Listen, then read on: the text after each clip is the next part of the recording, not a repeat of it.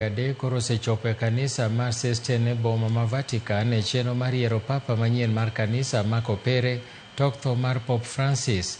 Kaka Efi Nyakidi leronwa, e kinde chenro mar yiero marateng' biro wuok e kanisano kaka ranyisi ni jokardinal go eko chiegni chopo e winjruok mar yudo papa manyien, to ka iro marachar biro wuok bang'e, ranyisi ni pop manyien oyudore.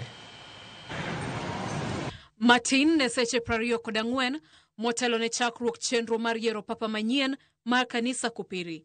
Jokardinal makwan gi romo 133 osechopo e boma ma Vatican, kama chenro no ichano bagie. Ma tok jokardinal 2 moko golore e chenro no kaluwore gi chal margi mar ngima. Kata kamano, jokardinal 133 go mabiro timo yiero mar papa manyien nokuong'ore ni chenro makamano ma bende jokristo mag kanisa kopere kod piny mangima rito gi siso. Jokardinal go gisani ni e kanisa ma Santa Marta, kama mosenindo Papa Francis nodakie, kendo biro wuok kanyo nyaka kanisa mar Sistine, kama yiero mar papa manyien biro timore.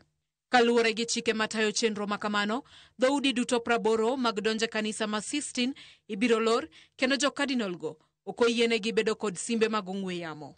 Kata kamano, ne jokardinal manigi tuoche mopogore opogore, nitiere lai moketi maneno ni giyudo yedhegi e kinde mowinjore. E kinde go, iro marateng' kowuok e kanisa no biro bedo ranyisi ni jokardinal go chiegni chopo e winjruok e wi ng'ama biro kawo kar mosenindo Papa Francis, ka iro marachar biro bedo ranyisi mar ni giko kanisa kopere oyudo papa manyien.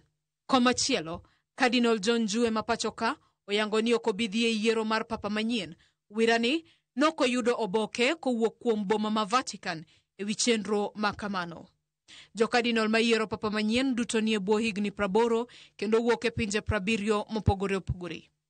Arita kata kamano oridi kendo ni e rang'iny mamalo e kanisa ma Sistine kotele kod jochiw arita mawuok e piny Switzerland. Moko kuom jokardinal ma igeno ni biro kawo kar mosenindo Papa Francis gin kaka Peter Erdo ma jahigni 72, Fridolin Ambongo ma jahigni 65 kendo wuok e piny Congo, kod Pietro Parolin ma jahigni 70. Efi Nyakidi, Ramogi TV.